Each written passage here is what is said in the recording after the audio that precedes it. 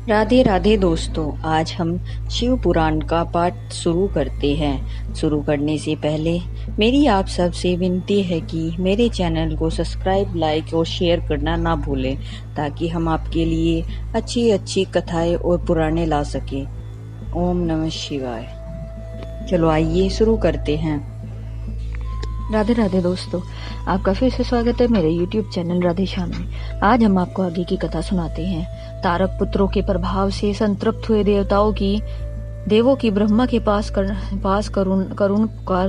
ब्रह्मा का उन्हें शिव के पास भेजना, शिव की आज्ञा से देवों का विष्णु की शरण में जाना और विष्णु का उन्हें दैत्यों को मोहित करके उन्हें आचार भ्रष्ट करना। ब्रह्मा जी ने कहा, देवगणों, तुम्हें उन दानवों के से विशेष भय नहीं करना चाहिए। मैं उनके वध का उपाय बतलाता हूँ। भगवान शिव तुम्हारा कल्याण करेंगे। मैंने ही उन दैत्यों को बढ़ाया है, अतः मेरे हाथों उनका वध होना उचित नहीं। साथ ही त्रिपुर में उनका पुण्य भी वृद्धगंध होता रहेगा। अतः इंद्र सहित सभी देवता शिव जी से प्रार्थना करें। वे सर्वाधीश यदि प्रसन्न हो जाएंगे तो वे ही तुम लोगों का कार्य पूर्ण करेंगे।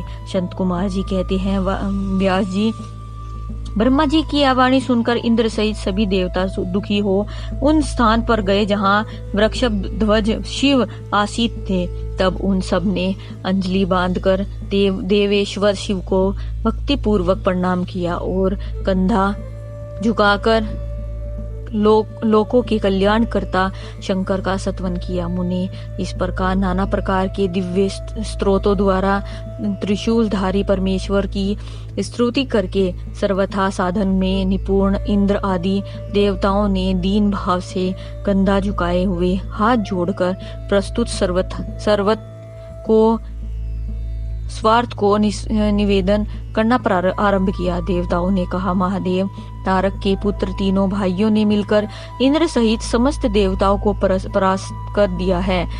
भगवान, उन्होंने त्रिलोकी को तथा मुनीश्वरों को अपने अधीन कर लिया है। आप संपूर्ण सिद्ध स्थानों को नष्ट भ्रष्ट करके सारे जगत को उत्पीड़ित कर दिया रखा है। वे दारुण दैत्य समस्त यज्ञ भोगों को स्वयं ग्रहण करते रहते हैं। उन्होंने ऋषि धर्म का निवारण करके अधर्म का विस्तार कर रखा है। शंकर निश्चय ही वे तारक पुत्र समस्त प्राणियों के लिए अवध्य हैं, इसलिए वे स्वेच्छानुसार सभी कार्य करते रहते हैं। प्रभु, ये त्रिपुर निवासी दारुण दैत्य जब तक जगत का विनाश कर डाले उनके पहले ही आप किसी ऐसे नीति का विधान करे जिससे इसकी रक्षा हो सके। संत कुमार जी कहते हैं, मुने यो भाषण करते हुए उन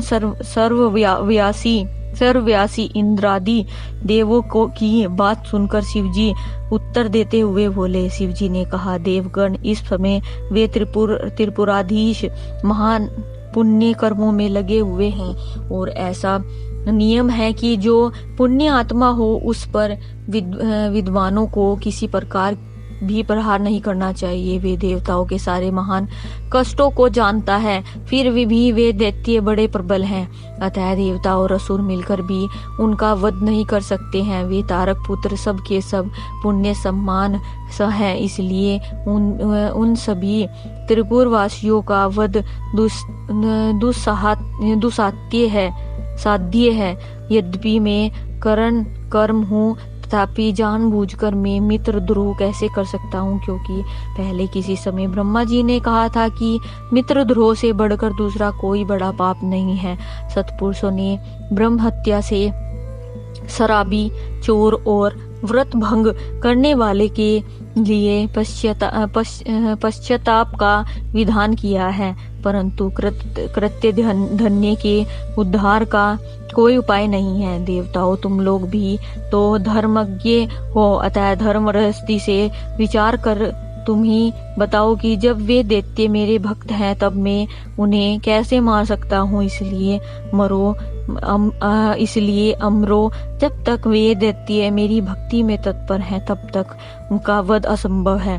तथापि तुम लोग विष्णु के पास जाकर उनसे यह कारण निवेदन करो।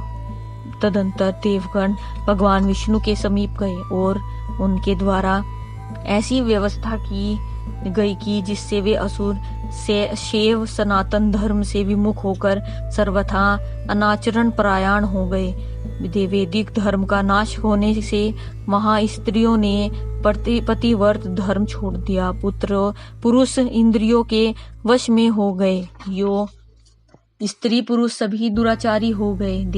देवाराधना, श्रद्धा, यज्ञ, व्रत, तीर्थ, शिव, विष्णु, सूर्य, गणेश आदि का पूजन, स्नान, दान आदि सभी शुभ आचरण नष्ट हो गए। तब माया तथा लक्ष्मी उन पुरों में जा पहुंची। तब से प्राप्त लक्ष्मी वहां से चली गई।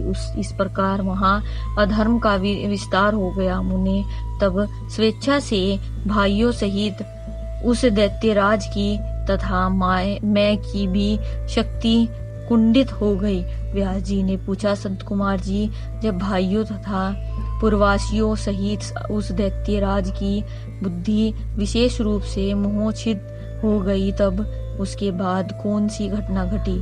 विभो, वह सारा वृतांत वर्णन कीजिए। संत कुमार जी ने कहा, महर्षि, जब तीनों पुरों की पूर्ववर्ती दशा हो गई, दैत्यों ने शिवाराचना का परित्याग कर दिया। संपूर्ण स्त्री धर्म नष्ट हो गए और चारों ओर दुराचार फैल गया। तब भगवान विष्णु और ब्रह्मा के साथ सब देवता कैलाश पर्वत पर गए और सुंदर शब्दों में उनकी स्तुति करने लगे। महेश्वर देव, आप परमोत्कृष्ट आत्मबल से संपन्न हो। आप ही सृष्टि के कर्ता ब्रह्मा, पालक विष्णु और संहार रुद्र हैं। पर ब्रह्म स्वरूप आपको नमस्कार है। यो महादेव जी का स्तवन करके देवों ने उन्हें साष्टांग प्रणाम किया। फिर भगवान श्री विष्णु ने जल में खड़े होकर अपने स्वामी परमेश्वर शिव का मन ही मन स्मरण करके तन्मय हो दक्षिणार मूर्ति के द्वारा प्रकटी रुद्र मंत्र का 1.5 करोड़ की असंख्या तक जप किया। तब तक सभी देवता उन्हें महेश्वर में मन लगाकर यो उनकी स्तुति करते रहे। आज की कथा हम यही समाप्त करते हैं। आगे की कथा आपको कल सुनाएंगे। ओम नमः शिवाय। अगर आपको मेरी वीडियो अच्छी लगी तो बेल आइकन दबाना ना भूलें ताकि आपको मेरे आने वाली वीडियोस का नोटिफिकेशन मिलता रहे। धन्यवाद। ओम नमः शिवाय।